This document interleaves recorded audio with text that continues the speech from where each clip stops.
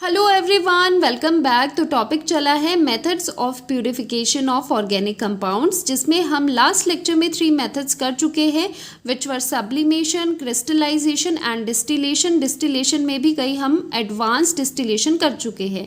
सो fourth आता है differential extraction और लास्ट होगा fifth chromatography. So starting with differential extraction, ये मेथड क्या होता है और कैसे इसे करते हैं।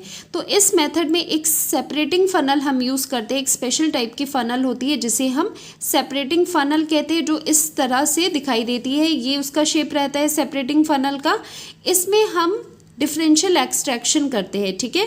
तो इसका जो बेस होता है कि किस बेस पे डिफरेंशियल एक्सट्रैक्शन होती है, वो है सेपरेशन का बेस है डिफरेंस इन सॉल्युबिलिटी, ठीक है। अब आपको क्या करना है, कैसे कंपाउंड्स को यहाँ पर सेपरेट किया जाता है। ऐसे कंपाउंड्स, ध्यान रखना, कैसे कंपाउंड डिफरेंशियल एक्सट्रैक्शन में एक्सट्रैक्ट हो गए, ऐसे ऑर्गेनिक कंपाउंड जो कि एक्वस सॉल्यूशन में है, एक्वस सॉल्यूशन से आपको बाहर निकालना है उनको, उस तरह के कंपाउंड्स हम यहाँ पर सेपरेट करते हैं। अब आप कहोगे ऑर्गेनिक कंपाउंड है, एक्वस मीडियम है, ये कैसे हो सकता है, लाइक डिसॉल्व लाइक हमने करा है, तो उसमें ऑर्गेनिक कंपाउंड किसी एक्वस मीडियम में कैसे सॉल्यूबल हो गया। तो यहाँ पर ये सॉल्यूबल नहीं है, जस्ट ये मिक्स है, थोड़ा सा सॉल्यूबल है। हाँ, ये पूरी तरह से यहाँ पर सॉल्यूबल नहीं है, जस्ट ये इसके साथ है। Organic compound in aqueous layer present है, थोड़ा बहुत सॉल्यूबल है, यहाँ पर इसके साथ है। अब हमारा काम यही है इस ऑर्गेनिक कंपाउंड को इस एक्वस लेयर से बाहर निकालना। तो इस तरह के अगर आपको ज़रूरत है प्यूरिफिकेशन की, सेपरेशन की, जिसमें आपको ऑर्गेनिक कंपाउंड को किसी एक्वस लेयर से, एक्वस मीडियम से बाहर निकालना है, तो हम डिफरेंशियल एक्सट्रैक्शन का सहारा लेते हैं, ठीक है। तो यहाँ पर ये बिफोर एक्सट्रैक्शन है, आपको क्या करना है, देखो इसमें बेसिक क्या है। बेसिक ये है कि आपको organic compound in aqueous layer जो है, जिसको आपने सेपरेट करना है, जो ब्लू कलर में यहाँ पर गिवन है, ठीक है, उसको लेना है, उसको आपने सेपरेटिंग फनल में डालना है। नीचे से आपको ये बिल्कुल क्लोज कर देना है इसका आउट, ठीक है। तो यहाँ पर ब्लू कलर में ऑर्गेनिक कंपाउंड है which is to be separated, और वो एक्वस लेयर में अभी प्रेजेंट है। नेक्स्ट हम डालते हैं इसके ऊपर से सॉल्वेंट, ठीक है। तो ये है ऑरेंज कलर में सॉल्वेंट की लेयर। अब यहाँ पर बहुत इंटरेस्टिंग चीज़ ये ध्यान देने वाली है कि जो ये सॉल्वेंट आप ऊपर डाल रहे हो ना एक्सट्रैक्शन के लिए, वो कैसा होना चाहिए, उसकी क्वालिटी कैसी होनी चाहिए। तो फर्स्ट उसका क्या रहेगा, फर्स्ट उसकी क्वालिटी ये रहेगी कि वो ऑर्गेनिक कंपाउंड उसमें हाईली सॉल्यूबल हो। सो आप ऐसा सॉल्वेंट ढूंढोगे, ऐसा सॉल्वेंट डालोगे जिसमें ऑर्गेनिक कंपाउंड जिसको आपने एक्वस लेयर से निकालना है, सेपरेट करना है, वो उस सॉल्वेंट में हाईली सॉल्यूबल होनी चाहिए, ठीक है। या फिर ये भी कह सकते हो कि वो जो सॉल्वेंट है, ऑर्गेनिक कंपाउंड उस सॉल्वेंट में ज़्यादा सॉल्यूबल होना चाहिए एज़ कम्पेयर टू जितना वो वाटर के साथ है। वैसे वाटर के साथ तो कम ही सॉल्यूबल है, लेकिन आपने हाई सॉल्युबिलिटी वाला, जिसमें हाईली सॉल्युबल हो जाए ऑर्गेनिक कंपाउंड, ऐसा सॉल्वेंट आपने ऊपर डालना है, जो कि यहाँ पर ऑरेंज कलर में है। सेकेंड क्वालिटी क्या होनी चाहिए उसकी सॉल्वेंट की, वो इमिसिबल होना चाहिए वाटर के साथ। क्योंकि देखो इमिसिबल होता है इनसॉल्यूबल, वो सॉल्यूबल नहीं होना चाहिए वाटर के साथ। तो 2 कंडीशंस है, अपना सॉल्वेंट कैसा होना चाहिए, जो ऑर्गेनिक कंपाउंड उसमें बहुत अच्छी तरह से सॉल्यूबल हो जाए और वो वाटर में सॉल्यूबल ना हो। तो ये 2 कंडीशंस आपको बिल्कुल ध्यान रखनी है कि कैसी कंडीशन होनी चाहिए सॉल्वेंट की, कैसा सॉल्वेंट लेना है। सॉल्वेंट डालने के बाद अब क्या करना होता है, इसे यहाँ पर क्लोज करके आपने बहुत अच्छी तरह से शेक करना है, ठीक है। क्या करना है, इसे सेपरेटिंग फनल को क्लोज करके सॉल्वेंट डाल के आपको शेक करना है। काफ़ी टाइम तक शेक करने के बाद आपको इसे क्या करना है, ऐसे ही स्टिल रखना है, अनडिस्टर्ब्ड रखना है थोड़े टाइम के लिए।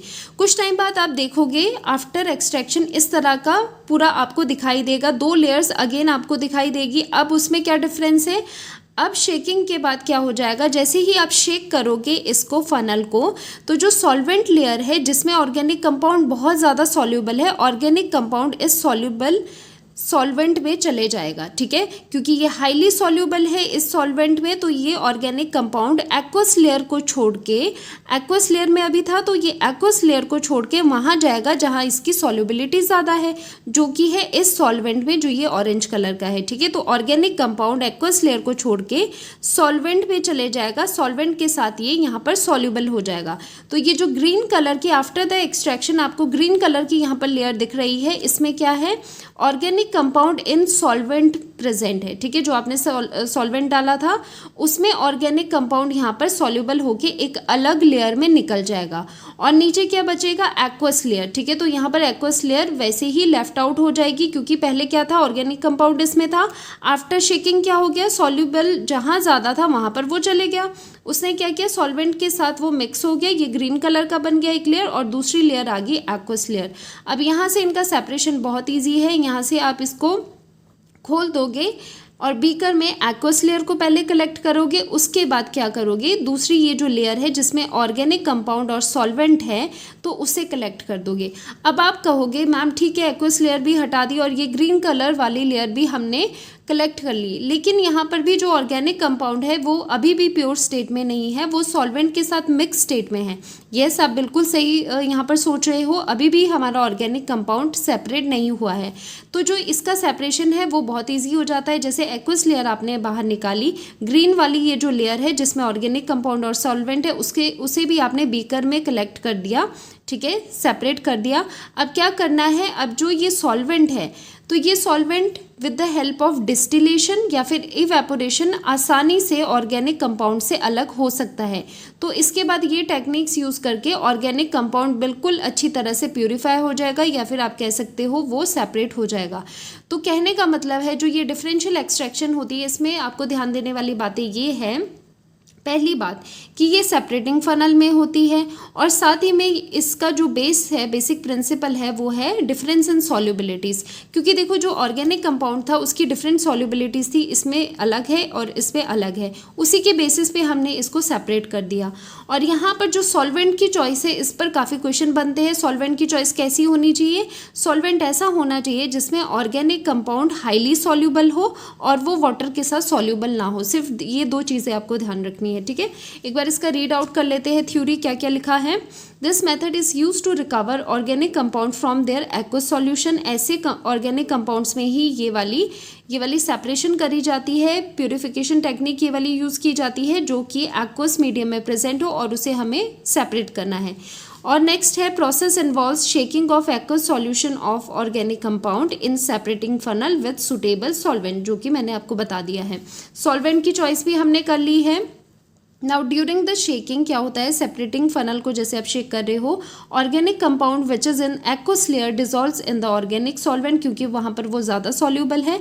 After that separating funnel is allowed to stand for some time and then layers are collected separately, ठीक है, क्योंकि सम टाइम के लिए क्यों छोड़ रहे हैं उसे वैसे ही क्यों रख रहे हैं, क्योंकि वहाँ पर लेयर बनने में टाइम लगता है, ठीक है, अलग अलग लेयर्स बन जाएगी और उसके बाद आप उसे आराम से सेपरेट कर सकते हो। Pure organic compound is obtained by further removing the solvent by distillation और बाय इवेपोरेशन, और आप इवेपोरेशन और डिस्टिलेशन करके फर्दर सॉल्वेंट को रिमूव कर सकते हो, ऑर्गेनिक कंपाउंड प्योर आपके पास मिल जाएगा। जो सॉल्वेंट जनरली हम यहाँ पर यूज़ करते हैं वो आप देख सकते हो, बेंजीन भी है, क्लोरोफॉर्म भी यूज़ कर सकते हैं, सारे ही ऑर्गेनिक सॉल्वेंट हम यूज़ करते हैं। CCl4 है, ईथर भी यूज़ कर सकते हैं। अब जैसे इवेपोरेशन की बात है, ऑर्गेनिक कंपाउंड है सॉल्वेंट में, मान लो हमने ईथर यूज़ किया है यहाँ पर एक्सट्रैक्शन के लिए, लास्ट में क्या होगा, ईथर आराम से इवेपोरेट हो जाएगा, ऊपर उड़ जाएगा और वहाँ पर बच जाएगा सिर्फ आपका प्योर ऑर्गेनिक कंपाउंड। या फिर आप डिस्टिलेशन से, अदर आपके पास सॉल्वेंट्स है तो डिस्टिलेशन से भी आप आराम से प्योर ऑर्गेनिक कंपाउंड को कलेक्ट कर सकते हो। नेक्स्ट आता है क्रोमैटोग्राफी, वेरी वेरी इंपॉर्टेंट, बहुत क्वेश्चन भी बन जाते हैं इससे। क्रोमैटोग्राफी ये वर्ड कहाँ से आया है पहले ये देखते हैं। तो ये वर्ड आता है क्रोमा, ग्रीक वर्ड क्रोमा होता है, वहाँ से मिलकर के ये बना है। तो क्रोमा का मतलब क्या होता है, कलर। क्रोमा है एक ग्रीक वर्ड, उसका मतलब होता है कलर, ठीक है। तो यहाँ पर जो फर्स्टली यहाँ पर कलर से रिलेटेड क्रोमैटोग्राफी क्यों है, क्या ये सेपरेट होते हैं कलर कंपाउंड्स ही, कलर कॉम्पोनेंट्स ही? नहीं, ऐसा नहीं होता। It is use to separate mixtures into its component. कोई भी मिक्सचर होगा उसको उसके कॉम्पोनेंट्स में सेपरेट कर सकते हैं बाय यूजिंग क्रोमैटोग्राफी। अब यहाँ पर कलर का मतलब क्या है, क्रोमैटोग्राफी यहाँ पर वर्ड इसलिए यूज़ किया है क्योंकि जब ये टेक्निक सबसे पहले यूज़ हुई थी तो वो यूज़ हुई थी बायोलॉजिकल पिगमेंट्स को सेपरेट करने के लिए, ठीक है। तो वहाँ पर फर्स्ट ऑफ ऑल कलर्स को ही, पिगमेंट्स को ही सेपरेट किया था, तो वहीं से नेम पड़ गया क्रोमैटोग्राफी, जिसमें क्रोमा होता होता है कलर, ठीक है। तो नाम आपको पता चल गया है। अब ये टेक्निक हम यूज़ करते हैं किसी भी मिक्सचर में, क्या होते हैं मिक्सचर के बहुत कंपोनेंट्स होते हैं, तो उन्हीं कंपोनेंट्स को सेपरेट करने के लिए हम क्रोमेटोग्राफी का यूज़ करते हैं, या फिर प्यूरिफाई करने के लिए कंपाउंड्स को, क्योंकि इम्प्योरिटी से सेपरेट करने के लिए उसके लिए भी यूज़ करते हैं, या फिर to test the purity of the compound, purity of the compound को भी टेस्ट करने के लिए हम क्रोमेटोग्राफी का यूज़ करते हैं। अब जो क्रोमेटोग्राफी होती है उसमें दो चीज़ें होती है जो जाननी आपको ज़रूरी है। एक होता है स्टेशनरी फेज़, एक होता है मोबाइल फेज़। अब मोबाइल फेज़ कौन सा होता है? जो कि मूवेबल होता है, जो मूव कर रहा है, which is a moving phase, which is the moving phase. जो मूव कर रहा है फेज़ उसे हम मोबाइल फेज़ कहते हैं, जो कि सॉल्वेंट होता है, जो मूव करता है। स्टेशनरी फेज़ क्या है? ऑब्वियसली जो मूव नहीं कर रहा है, जो स्टेशनड है एक जगह ही, जिस पर से मूविंग फेज़ मूव कर रहा है, ठीक है। एक मूविंग फेज़ है जो मूव कर रहा है, जैसे सॉल्वेंट।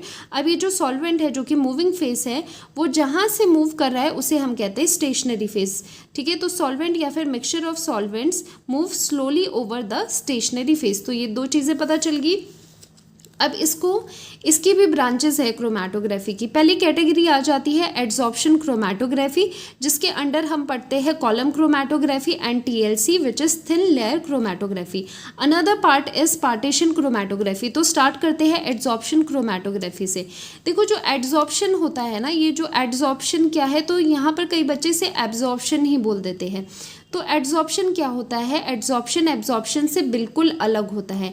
एड्सॉर्प्शन जो होता है एक ये सरफेस फिनोमिना होता है। अगर हम बात करें एब्जॉर्प्शन की, एब्जॉर्प्शन कैसे होती है? कोई एक स्पॉन्ज ले लो आप, ठीक है, उस पर पानी डाल दो, तो ये वो स्पॉन्ज उस पानी को एब्जॉर्ब करता है। कैसे एब्जॉर्ब करता है? बिल्कुल उसको अपने अंदर तक ले लेता है, बिल्कुल वो जो पानी है वो उस बॉडी के अंदर एब्जॉर्ब हो जाता है। लेकिन एड्सॉर्प्शन में क्या होता है? ये एक सरफेस फिनोमिना है। इसमें जो भी आपकी चीज़ें लगनी है वो सरफेस पे ही चिपक जाएगी, ऐसे आप सोच सकते हो। उसकी जो बॉन्ड फॉर्मेशन है या इंट्रैक्शन है वो सरफेस पे ही है। जो आपकी बॉडी है उसके अंदर वो बिल्कुल नहीं जाने वाला, सरफेस पे ही सारी चीज़ें होती है। या फिर बिल्कुल लेमन लैंग्वेज में हम देख सकते हैं कि बिल्कुल एक सरफेस पे चिपक जाना, ठीक है। तो इतना देख लो कि जो एड्सॉर्प्शन है वो एक सरफेस फिनोमिना है, ये सिर्फ सरफेस पे ही होता है। तो एड्सॉर्प्शन क्रोमेटोग्राफी में क्या होता है, ये किस पे बेस है? Different compounds are adsorbed on an adsorbent to different extent, ठीक है। अब ये एड्सॉर्बेंट क्या है? देखो यहाँ पर हम यहाँ पर ये एड्सॉर्बेंट लेते हैं, कोई सरफेस है, ये इसका सरफेस है, ठीक है। यहाँ पर कोई पार्टिकल्स आ रहे हैं और यहाँ पर वो लग रहे हैं, ये हो रही है एड्सॉर्प्शन, ठीक है। क्योंकि ये सरफेस फिनोमिना है, सरफेस पे ही ये पार्टिकल इंट्रैक्ट होके लग रहे हैं, और जिस चीज़ पे लगे उसे कहते हैं हम एड्सॉर्बेंट। क्या कहते हैं? एड्सॉर्बेंट। जहाँ पर एड्सॉर्प्शन हो रही है, मतलब जो सरफेस है उसे हम एड्सॉर्बेंट कहते हैं, जो लग रहे हैं वैसे उसे एड्सॉर्बेट कहते हैं, ठीक है। फिलहाल एड्सॉर्बेंट देखो क्या होता है, जिस सरफेस पे चीज़ें हो रही है, इंट्रैक्शन हो रही है, कुछ चीज़ें लग रही है, उसे हम एड्सॉर्बेंट कहते हैं, ठीक है। तो यहाँ पर भी अगर हम मोबाइल फेस और स्टेशनरी फेस की बात करें तो मोबाइल फेस कौन सा होगा? सॉल्वेंट, जो कि इस सरफेस से रन करेगा, ठीक है, इसके ऊपर से जाएगा। और स्टेशनरी फेस क्या है? ये एड्सॉर्बेंट है, जिस पर से मोबाइल फेस जाता है और कुछ एक मॉलिक्यूल उसके वहाँ पर चिपक जाते हैं, एड्सॉर्ब हो जाते हैं, ठीक है। तो एग्जाम्पल क्या है एड्सॉर्बेंट का? सिलिका जेल है, वो भी एड्सॉर्बेंट है, वो भी अपने सरफेस पे ही रिएक्शंस करवाते हैं, इंट्रैक्शन करवाते हैं। एल्यूमिना है, तो ये एग्जाम्पल्स हैं एड्सॉर्बेंट के। एड्सॉर्प्शन क्रोमेटोग्राफी का फर्स्ट पार्ट आता है कॉलम क्रोमेटोग्राफी। देखो जो ये क्रोमेटोग्राफी है ना, पहले ही हमने देख लिया है कि मिक्सचर के जो कॉम्पोनेंट्स हैं उनको सेपरेट करने के लिए हम इसे यूज़ करते हैं। तो यहाँ पर कॉलम क्रोमेटोग्राफी में क्या होता है, एक कॉलम आपको प्रिपेयर करना होता है। So separation of mixture using a column filled with adsorbent. तो यहाँ पर कॉलम क्रोमेटोग्राफी में मिक्सचर का उसके कंपोनेंट्स में सेपरेशन होता है, जिसके लिए हम एक कॉलम का यूज़ करते हैं which is filled with adsorbent. अब मैंने आपको बताया है कि जो एड्सॉर्बेंट होते हैं वो कौन कौन से हम यूज़ कर सकते हैं। सिलिका जेल भी हो सकता है, एल्यूमिना भी हो सकता है। ये जो कॉलम है इस पे हम यहाँ पर जो ये आपको ब्लैंक स्पेस नज़र आ रहा है, इसमें पूरा सिलिका भरा है, ठीक है। इसमें सिलिका भरा हुआ है, या फिर आप कह सकते हो ये क्या है, ये है एड्सॉर्बेंट जो कि है स्टेशनरी फेस, ठीक है। सारा ये क्या है, यहाँ पर सिलिका भरा है, ठीक है। ये बाद में देखने हैं, पहले ये देखना है। अब इसके ऊपर आपने क्या करना है, यहाँ पर आपने मिक्सचर डालना है जिसमें A+B+C कॉम्पोनेंट, मान लेते हैं 3 कॉम्पोनेंट वाला मिक्सचर है जिसके A+B+C तीनों अभी यहाँ पर प्रेजेंट है। नीचे हम इसके जो आपका एड्सॉर्बेंट है उसके नीचे हम यहाँ पर कॉलम में ग्लास वूल लगा देते हैं सो दैट आपका जो एड्सॉर्बेंट है वो नीचे ना जाए, ठीक है, वो बिल्कुल सेट रहे। तो ऊपर आपने मिक्सचर डाल दिया जिसको आपने उसके कंपोनेंट्स में सेपरेट करना है, ठीक है। ऊपर से हम क्या डाल देंगे, सॉल्वेंट डालेंगे, जो कि ये रेड कलर का यहाँ पर नज़र आ रहा है। ऊपर से आप सॉल्वेंट डाल दोगे। अब सॉल्वेंट क्या करेगा, धीरे धीरे वो नीचे की तरफ मूव करना शुरू कर देगा, ठीक है। सॉल्वेंट बिल्कुल मूव करेगा थ्रू मिक्सचर। यहाँ पर आपने मिक्सचर रखा है, ऊपर से आप सॉल्वेंट डाल रहे हो हल्का हल्का, तो वो धीरे धीरे करके इस मिक्सचर को अपने साथ लेता हुआ नीचे आ जाएगा, ठीक है। After some time, so this is after some time क्या होगा, ये ही सेम कॉलम है, इसका सिचुएशन कैसे नज़र आएगा, कुछ इस तरह से आपको नज़र आएगा। आप देखोगे कि जो ए कॉम्पोनेंट है, कोई ए कॉम्पोनेंट वो अलग से उसने अपनी लेयर बना दी और बाकी का अभी पूरा सेपरेशन नहीं हुआ है, अभी भी इसमें बी और सी कंपोनेंट प्रेजेंट है दूसरे वाले लेयर में, ठीक है। फर्दर आप क्या करोगे, ऊपर से और सॉल्वेंट डालोगे और सॉल्वेंट नीचे जाएगा तो ये जो बी और सी इकट्ठे थे ये दोनों भी इस तरह से सेपरेट हो जाएंगे। तो ए वाला कंपोनेंट अलग से दिखेगा, बी वाला अलग से लेयर बनाएगा, सी वाला आपको अलग से दिखेगा। तो देखो स्टार्ट किया था मिक्सचर से जिसके A+B+C कंपोनेंट थे और लास्टली क्या मिला, A, B और C कंपोनेंट्स अलग अलग हमने सेपरेट कर दिए हैं, ठीक है। अब एक बात यहाँ पर आती है, ये सेपरेशन किस तरह से हो रहा है। मैंने यहाँ पर आपको बताया है कि जो फिनोमेना यहाँ पर यूज़ होता है वो होता है एड्सॉर्प्शन का। देखो जो मोबाइल फेस है वो क्या है, वो ये सॉल्वेंट है जो आप ऊपर से डाल रहे हो, वो मोबाइल फेस है क्योंकि वो पूरा मूव कर रहा है थ्रू द कॉलम, ठीक है। स्टेशनरी फेस इज एड्सॉर्बेंट जो कि यहाँ पर हमने भरा है, ठीक है। ट्रांसपेरेंट यहाँ पर आपको नज़र आ रहा है, वो क्या है, वो एड्सॉर्बेंट है। स्टेशनरी फेस है जो कि रुका हुआ है और स्टेशनरी फेस से होते हुए ही सॉल्वेंट जा रहा है। अब ये डिफरेंट यहाँ पर किस तरह से हो रही है, एक्सट्रैक्शन किस तरह से हो रही है, सेपरेशन किस तरह से हो रही है, एड्सॉर्प्शन पे। तो यहाँ पर क्या होगी, जो ये कंपोनेंट ए, बी एंड सी है ना, इनके डिफरेंट एक्सटेंट ऑफ एड्सॉर्प्शन होगी, ठीक है। कोई पहले एड्सॉर्ब हो जाएगा, कोई बाद में एड्सॉर्ब होगा। अब जो सबसे पहले एड्सॉर्ब हो रहा है, जो सबसे टॉप में आपको जो लेयर दिखती है वो क्या है, वो है इजीली एड्सॉर्ब्ड। ये कंपोनेंट कौन सा होगा, जो बहुत ही इजीली एड्सॉर्ब हो जाएगा, मतलब ऑब्वियसली जो पहले ही एड्सॉर्ब हो जाएगा वो आपको पहले दिखेगा।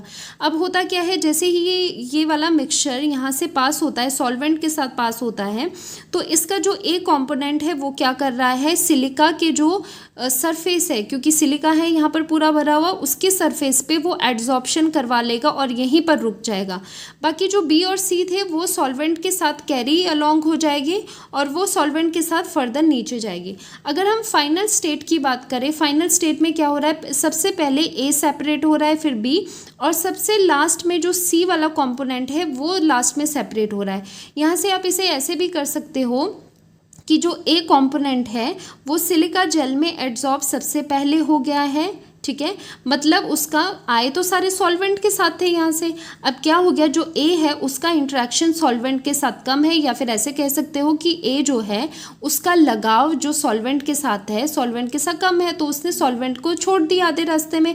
उसने कहा भाई सॉल्वेंट तुम तो नीचे चले जाओ, मैं यहीं पर रह जाता हूँ, ठीक है, तुम सॉल्वेंट नीचे जाओ। और बी और सी ने कहा नहीं नहीं, हमें तो सॉल्वेंट प्यारा है, हम तो सॉल्वेंट के साथ ही जाएंगे। तो बी और सी सॉल्वेंट के साथ नीचे चले गए और ए यहीं पर सिलिका के साथ इंटरैक्ट करके एड्सॉर्प्शन करवा के यहीं ठहर गया।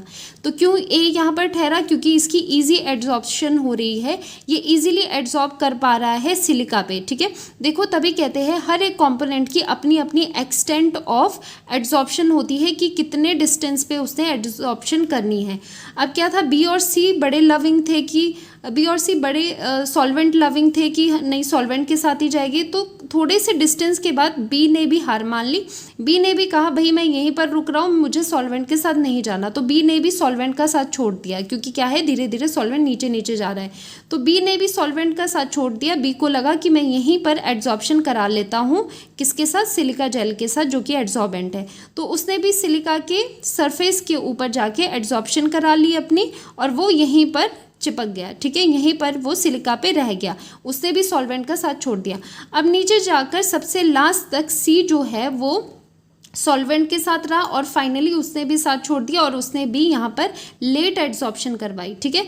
तो यहाँ पर क्या है, जो आपको ऐसे भी कह सकते हो, अगर सॉल्वेंट के रिस्पेक्ट में कहना है तो जो सबसे पहले एड्सॉर्ब होगा वो क्या होगा, वो सॉल्वेंट लविंग नहीं होगा इतना ज़्यादा, ठीक है। जो सबसे लास्ट में एड्सॉर्ब होगा वो सॉल्वेंट के साथ उसकी इंट्रैक्शन ज़्यादा अच्छी होगी, तभी तो उसने पूरा सॉल्वेंट का साथ दिया नीचे तक, ठीक है। और एड्सॉर्प्शन की टर्म में करवाना है तो जो सबसे पहले एड्सॉर्ब होगा वो क्या होगा, ईजिली एड्सॉर्ब होगा। जो सबसे लास्ट में आएगा वो क्या होगा, वीकली एड्सॉर्ब होगा, ठीक है। वीक एड्सॉर्ब है तभी तो उसको इतना टाइम लगा कि ठहरने में सरफेस पे, ठीक है। और ए ने क्या किया, एकदम से थोड़ा सा डिस्टेंस ट्रेवल करके एकदम से एड्सॉर्ब हो गया। तो इस तरह से आपने देखो मिक्सचर लिया था, ए प्लस बी प्लस सी तीनों थे इस ब्राउन कलर में। अब धीरे धीरे करके विद टाइम क्या हो गया, यहाँ पर ए बी और सी लेयर्स अपनी अपनी सेपरेट आउट होगी, ठीक है। तो ये होता है कॉलम क्रोमैटोग्राफी। तो यहाँ पर इसका थ्योरी देख लेते हैं। When mobile phase moves over stationary phase, जैसे मोबाइल फेस क्या था, सॉल्वेंट था, वो मूव करा एड्सॉर्बेंट में जो कि है stationary phase, then components move different distances depending on their degree of adsorption. जिसकी एड्सॉर्प्शन बहुत ही स्ट्रांग होगी वो ऊपर ही रुक जाएगा, जिसकी वीक होगी वो बिल्कुल नीचे तक स्ट्रगल करेगा, नीचे तक जाके कहीं नीचे जाके एड्सॉर्ब हो जाएगा। Most easily adsorbed compound will retain at the top and others come down accordingly to various distances. ये भी हम कर चुके हैं।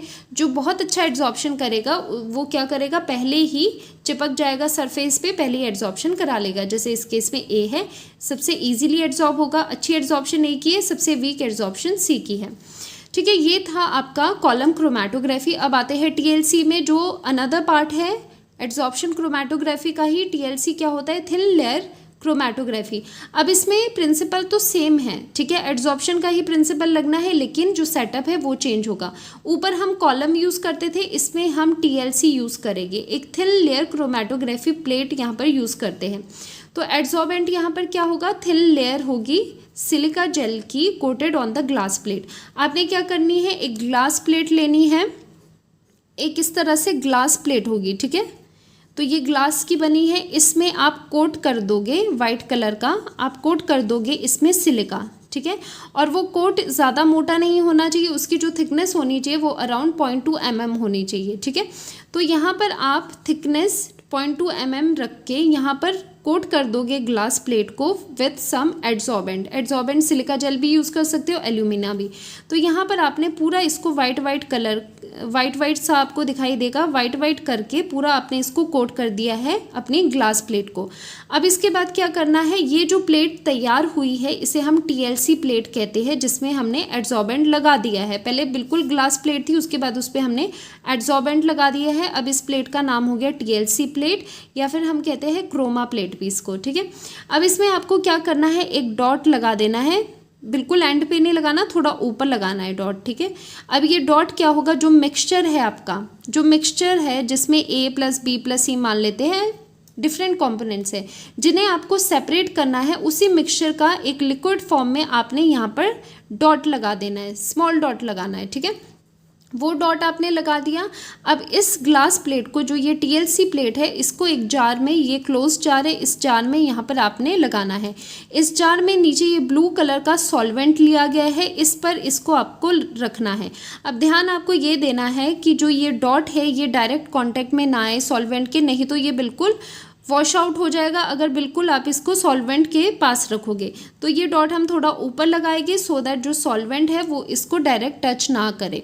तो अब धीरे धीरे आपने रखा है, धीरे धीरे क्या होगा, जो सॉल्वेंट है, सॉल्वेंट मूव करेगा इस प्लेट में, ठीक है। ऊपर की तरफ सॉल्वेंट आएगा, मूव करेगा। कैसे मूव करेगा, यहाँ पर क्योंकि क्या है, सिलिका जेल लगा है, तो धीरे धीरे उसमें वो आते आते पास करेगा। जैसे ही पास करेगा तो इस डॉट से भी, जो ये सैम्पल डॉट है, इससे भी वो पास करेगा। जैसे ही पास करेगा तो जो सॉल्वेंट है उसकी इन कंपोनेंट्स के साथ, जैसे ए, बी और सी है, उनके साथ अलग अलग इंट्रैक्शन होगी, ठीक है। तो इन तीनों कंपोनेंट्स को वो अपने साथ कैरी आउट करेगा और इस तरह से आफ्टर सम टाइम आप देखोगे जब ये सॉल्वेंट पूरा ऊपर तक पहुंच जाएगा, पूरा आपको गीला गीला नज़र आएगा, वेट नज़र आएगी अपनी प्लेट, तो यहाँ पर आपको इस तरह से कंपोनेंट्स दिखाई देंगे, अलग अलग डॉट अलग अलग डिस्टेंसेस पे आपको नज़र आएंगे। तो इसका क्या मतलब है, देखो फिनोमिना तो बिल्कुल सेम है, प्रोसीजर थोड़ा सा डिफरेंट है, लेकिन बेसिक आइडिया बिल्कुल सेम है। जैसे हम कॉलम में करते थे कि जो सॉल्वेंट है उसको जो ज़्यादा पसंद है, जो सॉल्वेंट फ्रेंडली है, सॉल्वेंट लविंग है, वो दूर तक जाएगा, ठीक है। जैसे ये नीचे से ऊपर आप कर रहे हो, जो ऑरेंज कलर का डॉट है यहाँ पर, वो क्या है, वो सॉल्वेंट लविंग है, उसकी एड्जॉर्प्शन इस प्लेट पे बहुत एंड में हुई। जो ये नीचे वाला है ये इजीली एड्जॉर्ब हो गया, ठीक है, ये इजीली एड्जॉर्ब हो गया। थोड़ा सा ये सॉल्वेंट के साथ गया, उसके बाद उसने सॉल्वेंट का साथ छोड़ दिया और यहाँ पर डॉट बना दिया। फिर आगे जाके क्या है, सेकंड डॉट ने भी क्या किया, सॉल्वेंट का साथ छोड़ दिया और जो ये एड्जॉर्बेंट था, क्योंकि यहाँ पर सिलिका जेल था, उसके साथ उसने एड्जॉर्प्शन करके यहीं रहने का फैसला किया। अब सॉल्वेंट और ऊपर गया, उसके साथ थर्ड कंपोनेंट है, सी कंपोनेंट है, तो उसने भी क्या किया, यहाँ तक उसका साथ दिया और यहाँ पर उसने भी अपना एड्जॉर्प्शन करा लिया। तो आप देख सकते हो यहाँ पर डिफरेंट एक्सटेंट ऑफ एड्जॉर्प्शन है, एड्जॉर्प्शन एट डिफरेंट डिस्टेंसेस पे हो रही है। इसी मेथड से हम सेपरेशन करते हैं। सो दिस इज बिफोर क्रोमेटोग्राफी, और ये आफ्टर, जब हमारा बिल्कुल ये सेपरेशन हो जाएगा तो वो वाला सिनेरियो आपको इस तरह से नज़र आएगा। तीनों कंपोनेंट्स अलग अलग डॉट्स में आपको लगे हुए नज़र आएंगे। अब जो नीचे वाला है उसका जो इंट्रैक्शन है, उसका जो इंट्रैक्शन है सॉल्वेंट के लिए वो बहुत कम है, इसीलिए उसने सॉल्वेंट का साथ छोड़ा और यहाँ पर एड्जॉर्ब होने का फैसला लिया एड्जॉर्बेंट के ऊपर, क्योंकि ये जो लेयर है, जो ये प्लेट है, इसके ऊपर क्या है, वाइट कलर का सिलिका लगा हुआ है जो कि एड्जॉर्बेंट है, जहाँ पर एड्जॉर्प्शन हो रहा है। तो दोनों केसेस में आप देख सकते हो, टीएलसी में और कॉलम क्रोमेटोग्राफी में जो बेसिक फिनोमिना है दोनों का सेम है, बस उनका जो वे है, जो प्रोसीजर है, जो एपरेटस है, वो डिफरेंट है। वहाँ पर हम कॉलम यूज़ करते हैं, यहाँ हम टीएलसी प्लेट यूज़ करते हैं, जिससे हम एड्जॉर्बेंट से कोट करते हैं, ठीक है। तो ये बिफोर एंड आफ्टर का ये चीज़ होगी, ये होती है थिन लेयर क्रोमेटोग्राफी। अब ये चीज़ आप यहाँ पर देखो, एक ये बेस लाइन होती है, ठीक है, ये हम बेस लाइन यहाँ से ड्रॉ करते हैं, नीचे वाली बेस लाइन है, और ऊपर वाली जहाँ पर सॉल्वेंट जहाँ तक गया है उसे हम कहते हैं, जहाँ तक सॉल्वेंट ने ट्रैवल किया है, that is called solvent front, उसे हम मार्क कर देंगे। तो बेस लाइन से सॉल्वेंट तक का डिस्टेंस को हम y कहते हैं, ठीक है, जितना सॉल्वेंट ने ट्रैवल किया that is represented by y। अब यहाँ पर हर एक डॉट का अपना ही x वैल्यू है। बेस लाइन से जितना डॉट ने, जितना एक कॉम्पोनेंट ने ट्रैवल किया है उसे x मानते हैं। फॉर एग्जाम्पल यहाँ पर इस ऑरेंज डॉट के लिए कितना ट्रैवल किया, तो बेस लाइन से आप देखोगे, क्योंकि बेस लाइन पे ही क्या होता है, आप डॉट लगाते हो, ठीक है, बेस लाइन पर ही आप डॉट लगाते हो। तो डॉट से, बेस लाइन से कितना एक कंपोनेंट ने ट्रैवल किया उसे हम x मार्क करते हैं। अब ये x और y की ज़रूरत क्यों पड़ी, to find the RF value. RF value की हम बात कर रहे थे। RF वैल्यू होती है रिटार्डेशन फैक्टर। ये जो रिटार्डेशन फैक्टर है, इसको निकालने का ये फॉर्मूला होता है, जिसमें आप क्या करते हो, x अपॉन y करते हो, ठीक है। क्या होता है, x अपॉन y तो सभी कंपोनेंट्स के लिए सेम है, क्योंकि वो है distance moved by the solvent from base line, ठीक है। हमने क्या किया था, इस तरह से हमने देखा था, टीएलसी प्लेट में ये बेस लाइन थी और यहाँ तक सॉल्वेंट ने ट्रैवल किया था। तो बेस लाइन से जहाँ तक सॉल्वेंट ट्रैवल कर रहा है उसे हमने y मार्क करा था, और बेस लाइन से मान लो एक कंपोनेंट, ये 3 कंपोनेंट है, तो ये जो लास्ट कंपोनेंट जहाँ तक जा रहा है, मान लेते हैं इसका ये x है, ठीक है। ये जो x की वैल्यू है ये x1 x2 x3 होगी। सभी कंपोनेंट्स के लिए x की वैल्यू डिफरेंट होगी, लेकिन सभी कंपोनेंट्स के लिए ये जो y की वैल्यू है, क्योंकि y क्या है, distance moved by the solvent from the base line, वो तो सेम रहेगा। तो ये y की वैल्यू तो फिक्स है, x की वैल्यू डिपेंड करती है RF वैल्यू आप किस कंपोनेंट के लिए ले रहे हो। सो जो RF फैक्टर है वो एक्सप्रेस करता है relative adsorption of each component of the mixture. अब देखो RF वैल्यू किस कंपोनेंट की ज़्यादा होगी, ज़रा बताना। ये 3 जो कंपोनेंट्स जो सेपरेट हुए हैं, तीनों में से किसकी वैल्यू ज़्यादा होगी। अब ये x क्या है, distance moved by the substance from the base line. अगर हम ऊपर वाले की बात करें, उसके लिए x की वैल्यू ज़्यादा है, तो उसकी RF वैल्यू ज़्यादा होगी। जो ये पास वाला है, जो नीचे वाला कंपोनेंट है, उसके लिए बेस वैल्यू कितनी होगी, एक्स वैल्यू सिर्फ इतनी होगी, तो उसकी एक्स वैल्यू कम है, आर एफ वैल्यू भी कम होगी। अच्छा मुझे बताओ आर एफ वैल्यू और एड्सॉर्प्शन का क्या रिलेशन होता है। देखो जितनी, अगर हम इसकी बात करें, इस वाले कंपोनेंट की बात करें, तो इसकी एक्स की वैल्यू हायर है, एक्स की वैल्यू हायर है, तो इसके लिए आर एफ की वैल्यू भी ज़्यादा होगी। ठीक है, इसकी आर एफ वैल्यू ज़्यादा क्यों है, क्योंकि इसका जो एक्स है, जो डिस्टेंस है वो ज़्यादा है, तो आर एफ वैल्यू ज़्यादा है। अब इसकी आर एफ वैल्यू ज़्यादा है, लेकिन अगर एड्सॉर्प्शन की बात करें तो ये क्या है, ये वीकली एड्सॉर्ब है, क्योंकि स्टार्ट तो हम नीचे से कर रहे थे, नीचे से ऊपर जा रहे थे, ये सबसे पहले एड्सॉर्ब हुआ, ये बाद में हुआ, ये वेरी लास्ट में एड्सॉर्ब हुआ है। तो यहाँ से हमें ये पता चलता है जिसकी आर एफ वैल्यू ज़्यादा होती है उसका एड्सॉर्प्शन बहुत वीक होता है, क्योंकि ये बहुत मुश्किल से एड्सॉर्ब हुआ है। जो फर्स्ट था वो तो बहुत इजीली पहले ही एड्सॉर्ब हो गया, उसको ज़्यादा ट्रैवल नहीं करना पड़ा, लेकिन थर्ड के केस में क्या करना पड़ा, इसे बहुत जाके ट्रैवल करना पड़ा और इस पॉइंट पे आके इसने एड्सॉर्ब कर लिया। तो यहाँ से एक हम जनरलाइजेशन कर सकते हैं कि R F value, general formula हम लिख लेंगे कि R F value is inversely proportional to adsorption. ठीक है, R F value is inversely proportional to adsorption. जिस कंपोनेंट के लिए आर एफ वैल्यू ज़्यादा होगी उसका जो एड्सॉर्प्शन फैक्टर है, एड्सॉर्प्शन का एक्सटेंट है, वो सबसे कम होगा। ठीक है, जैसे कि देख सकते हैं इस कंपोनेंट के लिए आर एफ वैल्यू सबसे ज़्यादा है, लेकिन हमें पता है इसका एड्सॉर्प्शन सबसे वीक हुआ है, सबसे लास्ट में हुआ है। तो ये चीज़ें कई बार आपसे पूछ लेते हैं। इसकी भी थ्योरी पढ़ लेते हैं। Glass plate is placed in a closed jar containing solvent. As solvent goes up the plate the components of the mixture also move up along with the solvent to different distances। ठीक है, वो base होता है उनके extent of adsorption पे कि कितना उन्होंने डिस्टेंस ट्रैवल करना है। कोई कंपोनेंट जल्दी एड्सॉर्ब हो जाते हैं, कोई कंपोनेंट लेट एड्सॉर्ब होते हैं। अब देखो जो ये स्पॉट्स लग रहे हैं ना, यहाँ पर कलर्ड वाले कंपोनेंट्स में तो आप इजीली उनको देख सकते हो, डिफरेंट कलर्स के स्पॉट्स आपको नज़र आएंगे, तो वो ईजिली आप उनको वहाँ पर देख सकते हो। ठीक है, लेकिन क्या होता है, लेकिन कई ऐसे आपके पास कंपाउंड्स होते हैं जो कि इनविजिबल होते हैं, जो आप नहीं देख सकते। जब आप टीएलसी करते हो, टीएलसी करते हो, तो वो सेपरेट तो हो जाते हैं, लेकिन आप उनके कहीं डॉट नज़र नहीं आते क्योंकि वो इनविजिबल होते हैं। ऐसे केसेस में कई हम मेथड्स, कई टेक्निक्स यूज़ करते हैं उन डॉट्स को देखने के लिए। मान लो कोई ऐसे कंपाउंड्स है जो फ्लोरेसेंट है, जो यूवी लाइट में दिख सकते हैं, तो उन केसेस में हम क्या कर सकते हैं, to detect spots of invisible compounds, हम यूवी लाइट में उन्हें रख सकते हैं। जो आपका टीएलसी प्लेट आया है उसको आप यूवी लाइट के अंडर रखोगे तो वहाँ पर आराम से आपको क्या दिख जाएगी, उसके स्पॉट्स नज़र आ जाएगी। ठीक है, ऐसे कंपाउंड्स जो यूवी लाइट में दिखते हैं तो यूवी लाइट के नीचे रख लो। और दूसरे केस में कई ऐसे कंपाउंड्स भी होते हैं जो आयोडीन को एब्जॉर्ब करते हैं, तो उन कंपाउंड्स के लिए क्या करेंगे, इनविजिबल है, वैसे आपको दिख नहीं रहे हैं, लेकिन वो आयोडीन को एब्जॉर्ब करते हैं, तो आप उन्हें एक जार में, टीएलसी प्लेट को आप जार में रखोगे जिसमें आयोडीन होगा। अब वो कंपाउंड क्या करेगा, आयोडीन को एब्जॉर्ब कर लेगा और जहाँ पर उसकी स्पॉट होगी, जहाँ पर वो प्रेजेंट होगा, वहाँ पर आपको ब्राउन स्पॉट्स नज़र आएंगे, क्योंकि उसने आयोडीन को एब्जॉर्ब कर लिया होगा और ब्राउन स्पॉट आपको नज़र आ जाएगी, तो उसकी पोजीशन आपको टीएलसी प्लेट पे मिल जाएगी। थर्ड मेथड होता है कि हम स्प्रे करें। ठीक है, किसी सुटेबल रीजेंट से अकॉर्डिंग टू द आपका कंपाउंड, उसके अकॉर्डिंग आप रीजेंट का स्प्रे कर दो प्लेट पे। ऐसे भी हो सकता है, फॉर एग्जांपल जब हम अमीनो एसिड्स की टीएलसी से हम सेपरेशन जब करते हैं तो वो भी इनविजिबल होते हैं, हमें उसके स्पॉट्स नज़र नहीं आते टीएलसी प्लेट पे, तो हम क्या करते हैं, निन हाइड्रोजन सॉल्यूशन होता है उसकी स्प्रे उस पर कर लेते हैं।